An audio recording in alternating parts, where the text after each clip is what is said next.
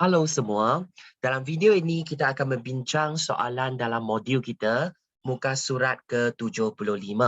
Okey, so sekarang kita tengok soalan Jom Mahir 11. Okey, bila kita tengok soalan macam ni, normally saya selalu cakap kita kena baca 2 kali. Sebab kalau kamu baca sekali saja, memang kita susah nak faham. Okey, so kita baca macam ni lah. Seramai 200 orang pelajar menduduki peperiksaan matematik dan fizik. Seramai 80 orang pelajar lulus subjek matematik dan 60 orang pelajar lulus kedua-dua subjek. Jika 16 orang pelajar gagal kedua-dua subjek, hitung bilangan pelajar yang hanya lulus. Okey, dia nak hanya lulus dalam subjek matematik. Okey. So bila kita baca macam ni, memang dia terlampau banyak maklumat, betul tak? So normally saya galakkan pelajar kita kena baca 2 kali supaya kali kedua kamu kena tukarkan bahasa Melayu menjadi bahasa matematik. Okey, seperti apa yang kita belajar dulu kan. Okey, so kita baca kali kedua. Seramai 200 orang pelajar menduduki peperiksaan matematik dan fizik. So dari sini kita tahu 200 orang ini bermaksud apa? Okey, kita tahu dia adalah semua yang involved, betul tak? Yang menduduki peperiksaan matematik dan fizik. So di sini kita boleh tulis simbol lah, simbol matematik. Kita tahu, oh set semester kita, betul tak? Okey, adalah 200 orang. Okey, ini adalah maklumat yang kita dapat. Okey, dalam ayat yang pertama. Okey, so ayat kedua. Seramai 80 orang pelajar lulus subjek matematik. Kebanyakan pelajar bila dia nampak macam ni, dia akan, wah, dia ingat dah dapat jawapan. So dia terus tulis 80. Betul atau salah? Salah, okey. Jangan tengok macam tu saja sebab soalan nak hanya lulus subjek matematik. Apa yang diberi kat sini, dia hanya bagi tahu kita 80 orang ini yang lulus subjek matematik. Tetapi jangan lupa, dalam 80 orang ini mungkin ada juga pelajar yang lulus fizik. So, tapi soalan tu nak hanya yang lulus subjek matematik. So, kita kena tengoklah dulu. Okay? So, yang matematik tu, yang lulus matematik tu ada 80 orang. So, 60 orang, okay, kat sini 60 orang pelajar tu lulus kedua-dua subjek. Yang ni penting. So, maksudnya kamu dah tahu dari 80 orang ini, 60 orang tu juga lulus fizik. Okey, sebab ada 60 orang lulus kedua-dua subjek. So, jika 16 orang pelajar gagal, okey, yang ni gagal lah. Okey, yang ini yang gagal. Okey, kedua-dua subjek. So, kita nak hitung yang hanya lulus. Sebenarnya senang sajalah. Okey, kalau boleh, kalau kamu nak faham betul-betul, kita lukislah gambar Raja Van. Okey, kan sekarang kita ada, okey, ini adalah set semester kita. Okay, of course semua tu di dalam set semester ada 200 lah. So kita ada 2 subjek. Satu adalah matematik, satu adalah fizik. Okay, kita lukis dulu supaya kamu boleh nampak lebih jelas. Ini adalah matematik, ini adalah fizik.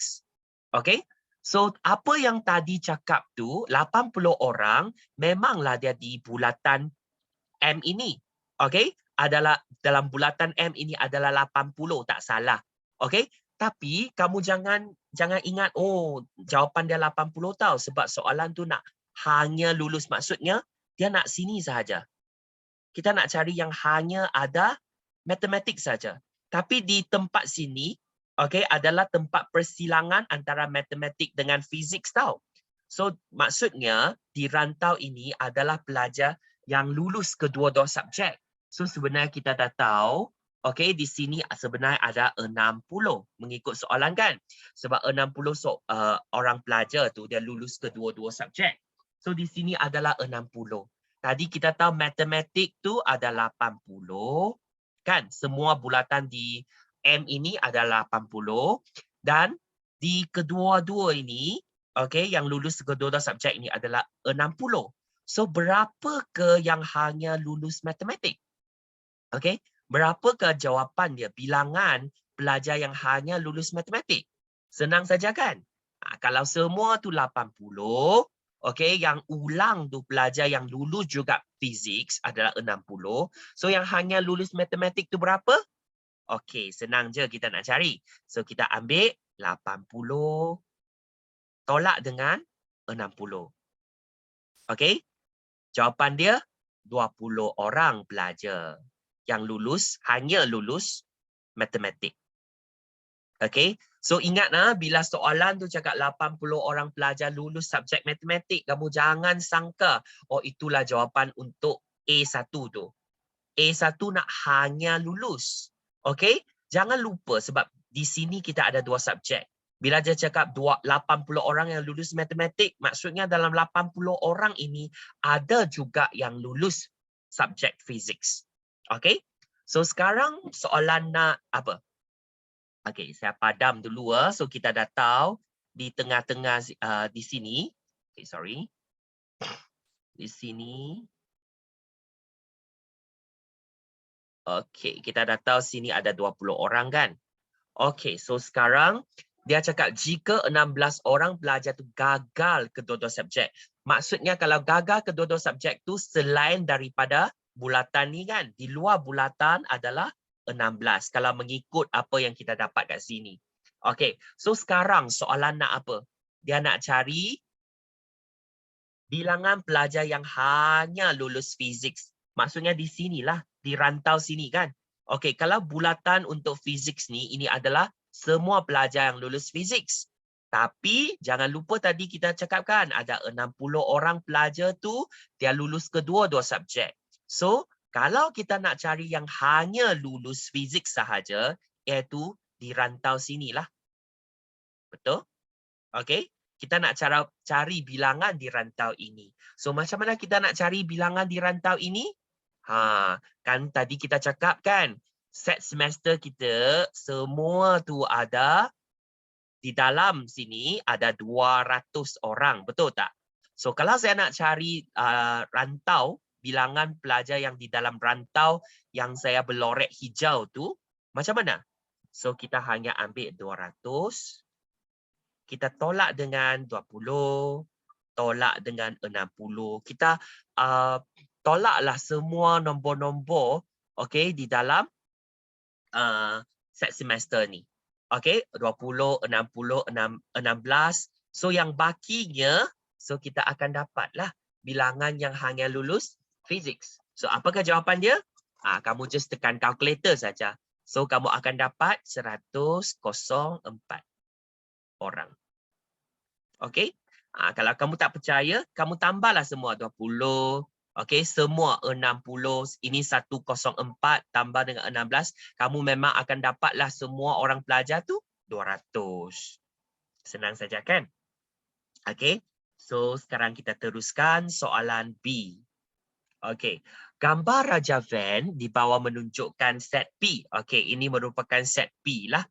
Okey, set P ini bulatan ini adalah peminat motosikal klasik. Dan set Q adalah inilah segi empat tepat ni adalah peminat kereta mewah.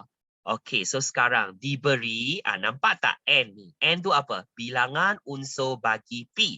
Ini adalah bilangan unsur lah. Maksudnya kita kena tambah 15 tambah dengan Y sebab P ni bulatan kan? Okey, so dia bagi tahu kita. Okey. Bilangan unsur dalam P ini adalah 20. So kita tahu dah di sini saja.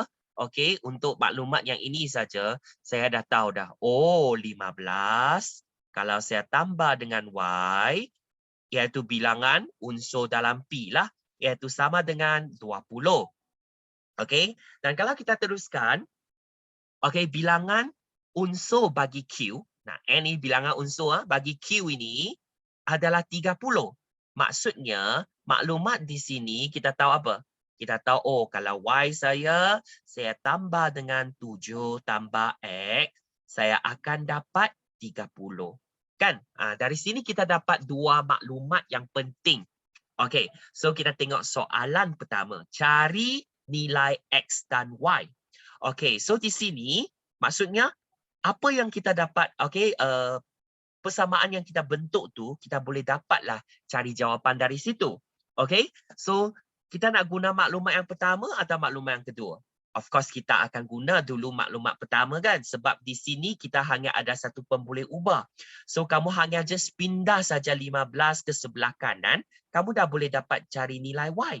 Tapi untuk persamaan kedua, kita ada dua benda yang kita tak tahu.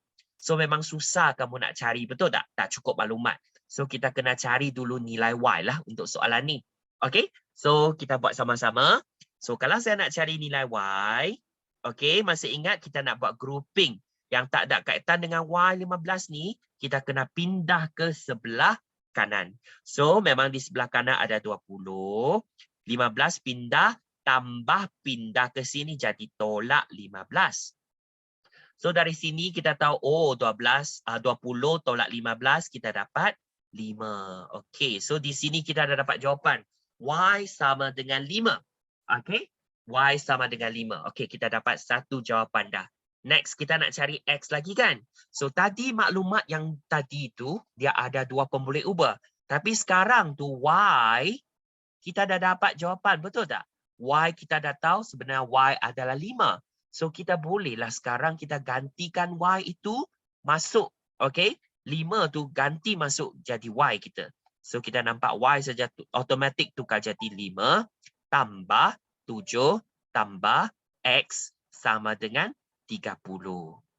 Sebab sekarang, okey, kalau saya nak ringkaskan lah, saya tambah dulu. So, 5 tambah 7, saya dapat 12. Tambah dengan X sama dengan 30. Sebab soalan kita nak cari X. So, maksudnya, okey, di sebelah kanan memang ada 30. Yang 12 ini tambah 12, saya kena pindah ke sebelah kanan. Jadi, tolak 12. So, apakah jawapan dia? Okey, so dengan guna kalkulator, saya rasa semua akan dapat 80. Betul kan? Itulah. Okey. So di sini, okey, kita teruskan soalan dia. Dia nak cari, akhirnya dia nak cari apa? Jumlah peminat yang hanya minat kereta mewah sahaja. So kereta mewah tu di mana? Kereta mewah, peminat kereta mewah tu di Q kan? Dia nak hanya, okey, kena berhati-hati dengan perkataan ini. Kalau hanya tu maksudnya, okey, Q ni semua ni kan, semua yang peminat kereta mewah. Tapi bila dia cakap hanya, maksudnya dia hanya di luar sini saja. Okey, dia bukan semua segi 4 tempat tu, tapi dia hanya ada di sini saja. Yang tempat yang saya berlorek ni adalah orang atau peminat yang hanya suka kereta mewah saja. Mengapa dia tak termasuk tempat di Y sini? Sebab sini adalah tempat persilangan. Maksudnya di tempat sini, okey, di sini, okey, sebenarnya dia juga suka motosikal klasik juga. So jawapan kita tak termasuk Y inilah. Okey? So maksudnya kalau dia nak cari yang hanya minat kereta mewah tu, sebenarnya kita nak carilah nilai 7 tambah X. Okey, sebab tadi kita dah dapat jawapan 18 kan? X adalah sama dengan 18. So kita just gantikan sahaja 7 tambah dengan 18. So apakah jawapan kita tu? So kita akan dapat jawapan 25 orang. Okey, so maksudnya hanya 25 orang tu yang hanya suka kereta mewah sahaja. Okey, senang saja kan? So, sekarang kita tengok soalan C. Okey. Diberi, set semester adalah pekerja kilang. Set P adalah pekerja yang suka makan nasi lemak. Dan set Q adalah pekerja yang suka makan nasi ayam. Okey, so ini kena berhati-hati. Okey, so jika, okey, kalau bolehlah, kalau untuk soalan macam ni, baca, lepas tu kamu boleh sambil, okey, ambil maklumat dia dan lukis gambar Raja Van supaya kamu lebih senang untuk faham. Okey, kita baca semua dulu. Jika nombor unsur bagi set semester adalah 60, lepas tu nombor unsur bagi P adalah 20, nombor unsur bagi Q adalah 15 dan okey, nombor unsur bagi, nampak tak? Yang ni adalah bersilang, betul tak? P bersilang dengan Q adalah 10. Okey, cari bilangan. Yang ni sangat penting tau. Sebab yang ni kita akan tahulah Okey, bilangan yang ulang tu, okey, yang wujud di P dan wujud di Q tu adalah 10. So, cari bilangan pekerja yang tidak suka. Okey, so sekarang soalan dia nak bilangan kerja yang tidak suka makan kedua-dua makanan tersebut. So, memang kalau kamu baca macam ni, memang akan confuse. Okey, so kalau boleh, kita lukislah gambar Raja Van. Okey, macam mana kita lukis? Okey, ini set semester. Okey. So sekarang dia ada dua benda, betul tak? Satu tu P, set P. Ada dua set lah. Satu set P, satu tu set Q. Okey, contohnya ini P. P itu maksud bulatan untuk yang ini yang suka nasi lemak. Yang Q ini adalah bulatan ini. Semua tu suka makan nasi ayam. Okey. So sekarang, okey, soalan bagi kita, nombor unsur bagi set semester adalah 60. Maksudnya semua tu nanti kamu campur semua mesti adalah sama dengan 60. Okey? So sekarang, okey. Nah, kebanyakan pelajar akan salah di sini ya. Dia nampak, okey, nombor unsur bagi P adalah 20. Kebanyakan pelajar dia nampak P di sini. Dia automatik dia akan tulis macam ni, 20. Betul tak? Salah. Okey, ingat sebab mengapa? Sebab P kita ni nampak tak? Dia ada dua bahagian tau. Salah satu bahagian tu dia di tengah-tengah. Okey, maksudnya di sini. Sini juga merupakan sebahagian daripada P. Tapi jangan lupa yang ni ada bertindih dengan Q. So maksudnya yang 20 orang ini adalah satu bulatan. So maksudnya ada juga sesetengah. Okey, kita tak tahu berapa bilangan dia, tapi kita tahu dari 20 orang pelajar tu dia mesti ada juga yang suka nasi ayam. Faham? Okey, so kita tak boleh terus tulis macam ni. Okey, 20 tak boleh tulis macam ni. Kita hanya tahu untuk satu bulatan ini adalah 20 dan untuk satu bulatan Q ini kalau saya campurlah dia adalah 15. Okey, campur tempat yang saya berlorek yang bersilang tu dengan yang saya tak berlorek itu, okey, kedua-dua adalah 15. Okey, kita hanya tahu macam tu saja. Tapi yang penting yang bagi kita maklumat yang amat penting itu adalah di sini. Dia bagi tahu kita bilangan unsur P bersilang dengan Q. Maksudnya dia yang wujud di kedua-dua tempat ni. Okey, di sinilah.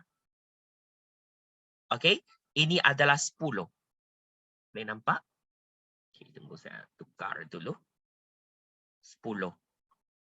Okey, maksudnya di sini dia bertindih. Okey, tadi kita cakap yang 20 ini dia ada di sinilah. Satu bulatan tu 20. So kalau kamu tengok macam ni ya, kamu dah faham. Okey, so kalau saya nak cari yang hanya suka nasi lemak saja, kamu kena ambil apa? 20 kena tolak dengan 10. So di sini jawapan dia 10 yang hanya suka nasi lemak. Kalau soalan dia nak cari hanya suka nasi ayam saja, maksud hanya ada Q sahaja. Okey, sebab tadi dia cakap nombor unsur bagi Q kita tu adalah 15. Betul tak? Yang semua ni 15. Kan?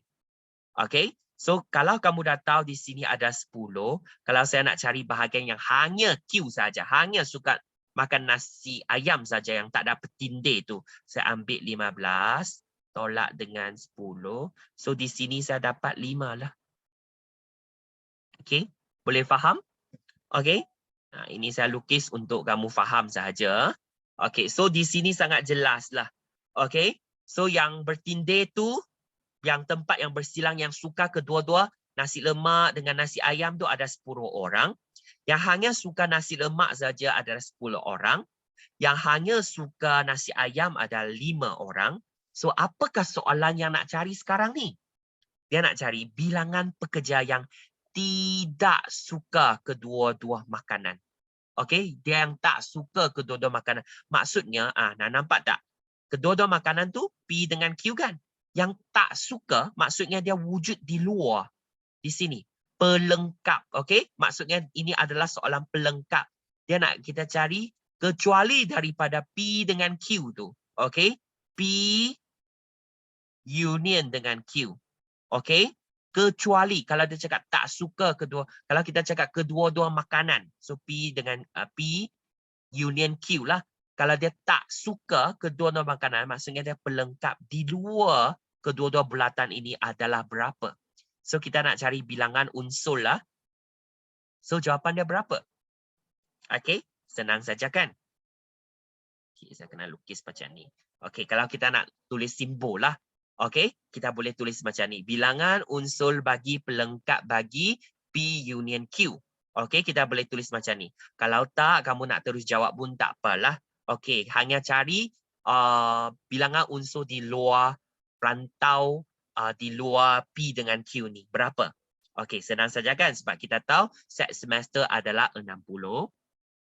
So, kalau saya nak cari bahagian di luar tu, senang saja. Saya ambil 60, tolaklah dengan 10, tolak lagi dengan 10, tolak dengan 5. So, jawapan dia berapa?